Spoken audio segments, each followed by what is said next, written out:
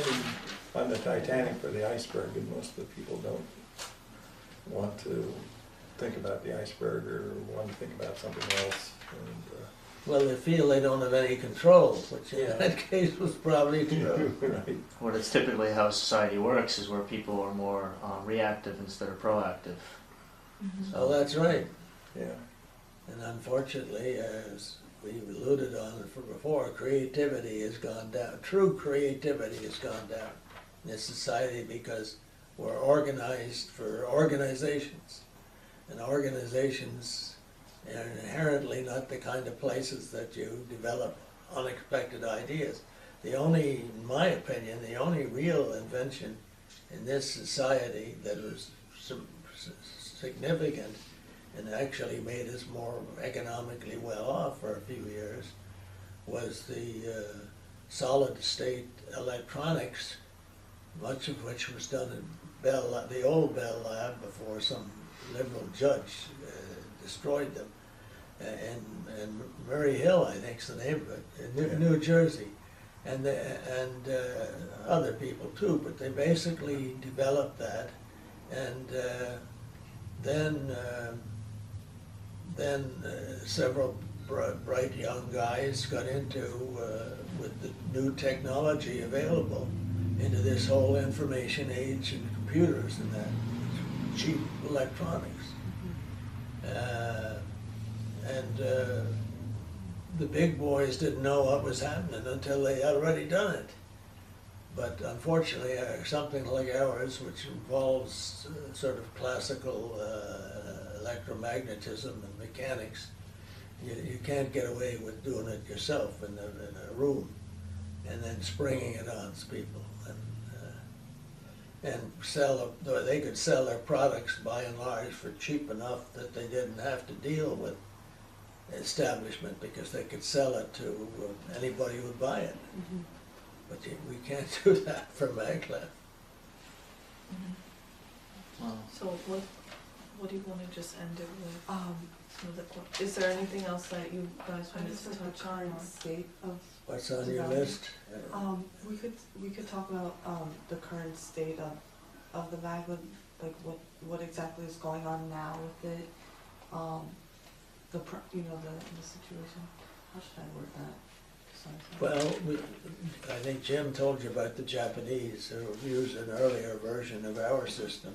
Right, And they're trying to build they built a model of several, probably tens of miles, full scale, two ways, stations, everything.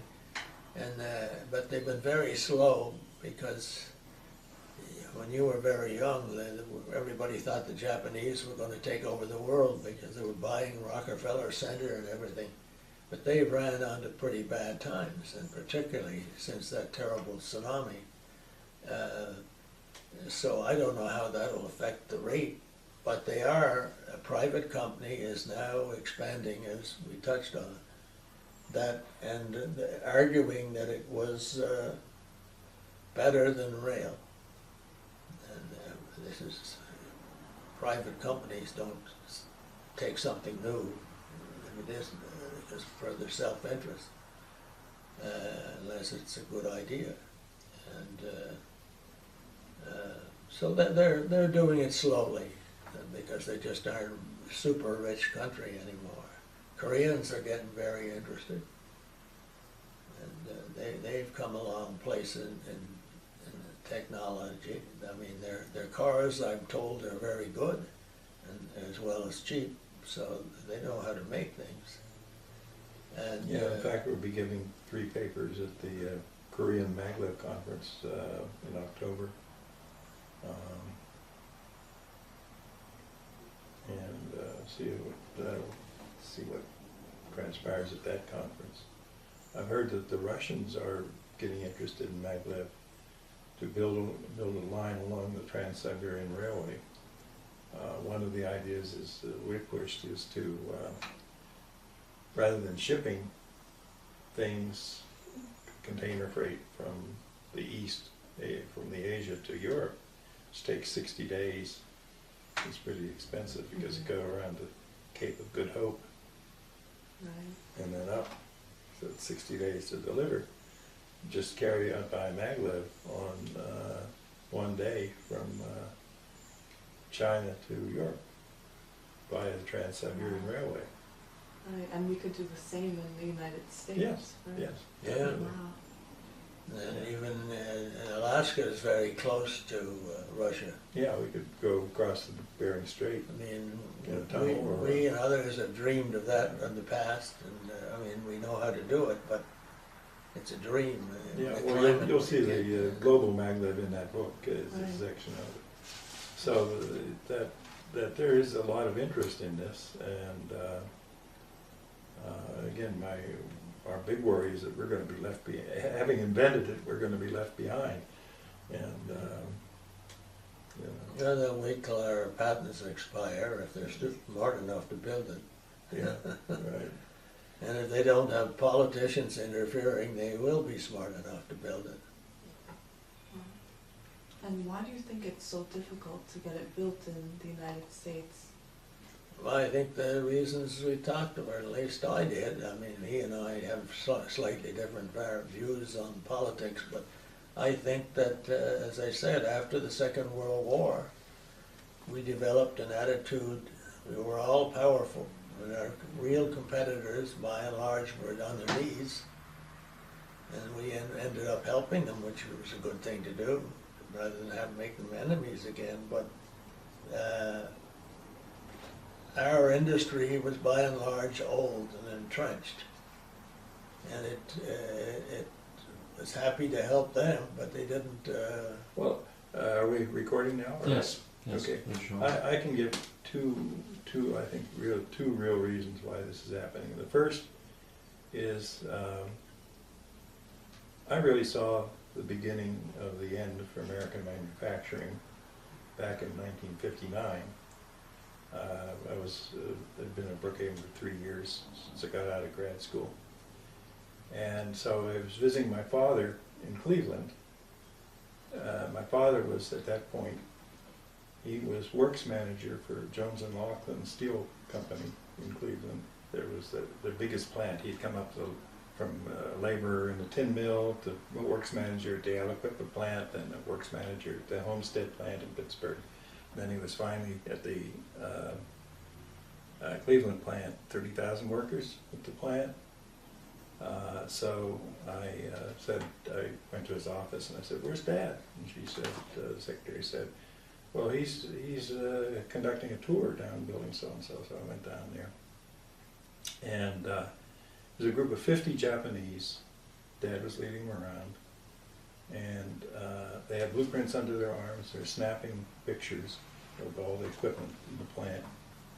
And I pulled my father aside and I said, "Dad, what are they doing?" And he said, "Well, Johnson Laughlin has sold them all the details, you know, the company secrets on how to make steel for $5 million.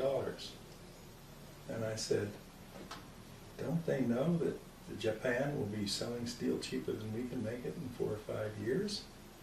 And he said, "I know that, they know that, but they're capitalists, and you know that. But they're capitalists. They'll take $1 today to hang themselves tomorrow." well, they're not the kind of ones there was 120 years No, ago. that's right. But they're modern money changers. They're not, But they're willing to sell the secrets, the know-how. They're willing to give jobs to build factories in other countries, take the profits there, employ cheap labor, outsource jobs. So that's a big reason that new technologies don't come to the United States. sure. They go to other countries via the American companies. Wow.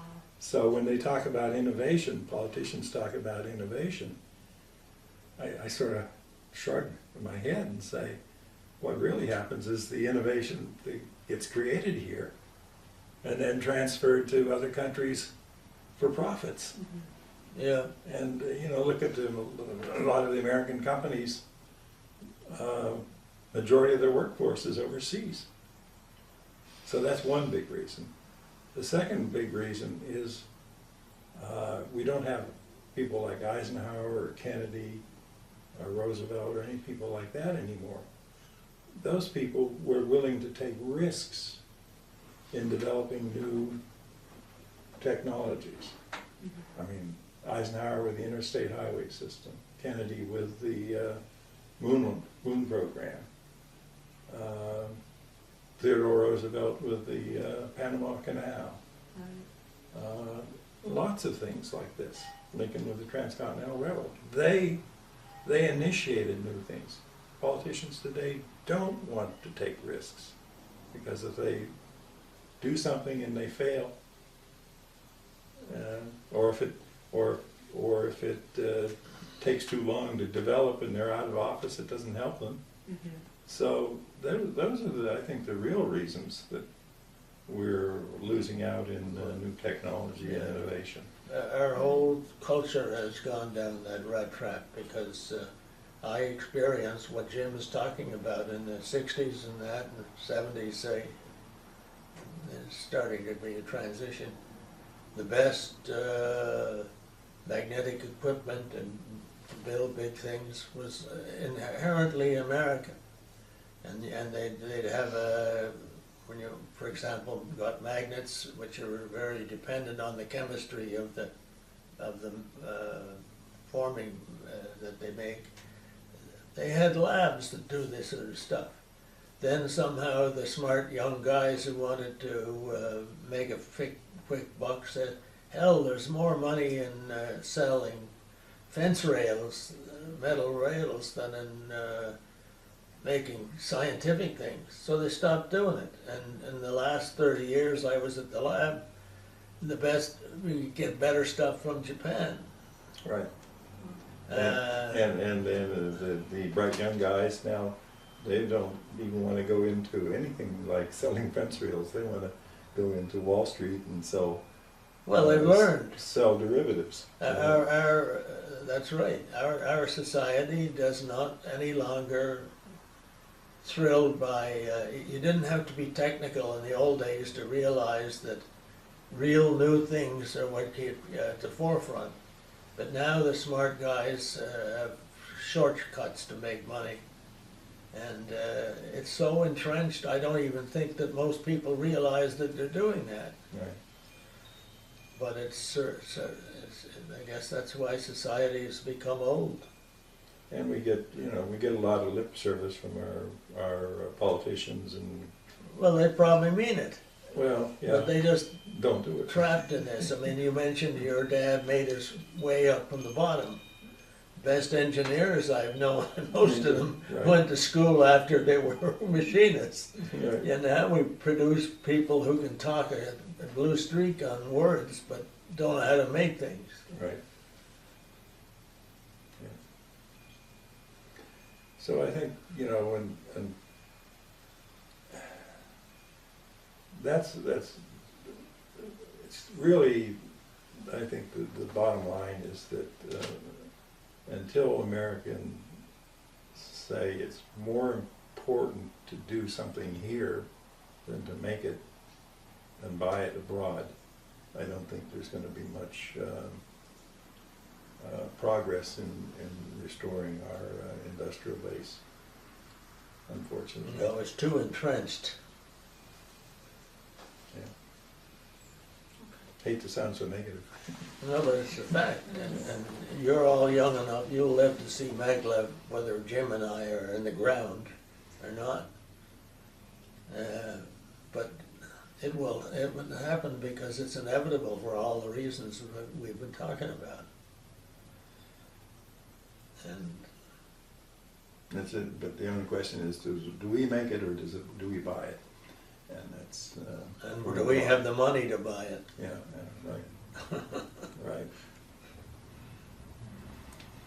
Richard, do you have anything else that you want us to? No, not really. That's pretty good. Yeah. I think that was a